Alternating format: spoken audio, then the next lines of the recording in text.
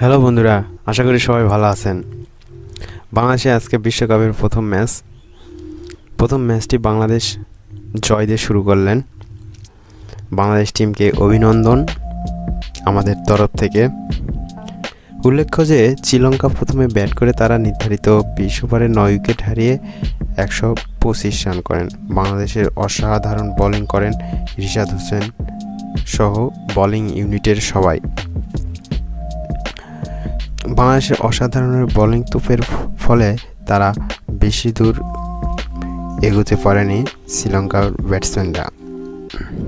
ফলে বাংলাদেশ ব্যাট করতে নেমে তারা শুরুতেই একটু চাপে পড়ে যায়। সৌম্য সরকার, তানজিদ তামিম এবং শান্তর উইকেট পতনের পর, কিন্তু এরপর অসাধারণভাবে কামব্যাক করেন লিটন দাস এবং তাহিদ হৃদয়ের ব্যাটিংয়ের মধ্য দিয়ে।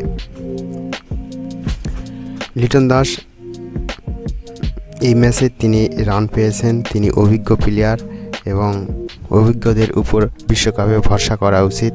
আমরা সোশ্যাল মিডিয়াতে যেমনই কথা বলি না কেন, বিশ্বকাপে অভিজ্ঞ প্লেয়ারের মূল্য দিতে হবে। তো তিনি আজকে গুরুত্বপূর্ণ সময়ে অসাধারণ একটি ইনিংস খেলেছেন। তিনি 36 রান করেছেন 38 বলে এবং অসাধারণ একটি পার্টনারশিপ করেছেন হৃদয়ের সঙ্গে। হৃদয় 200 স্ট্রাইক রেটে 40 রান করেন। 20 বলে 40 রান করেন তিনি। হাসারাঙ্গাকে পরপর 3 বলে 3টি ছক্কা মারেন এবং চতুর্থ ছক্কা মারতে গিয়ে তিনি এলবিডব্লিউ ফাঁদে পড়েন। ফলে বাংলাদেশ তারা 19 ওভারে 8 উইকেট হারিয়ে 125 রান করেন। দলকে শেষ পর্যন্ত জয় নিয়ে মাঠ ছাড়েন মাহমুদুল্লাহ রিয়াদ। 13 বলে 16 রান করে তিনি অপরাজিত থাকেন। দলের ম্যান অফ দ্য ম্যাচ নির্বাচিত হয়েছেন রিশাদ হোসেন। তো বন্ধুরা, বাংলাদেশ দল শুভ সূচনা করেছে।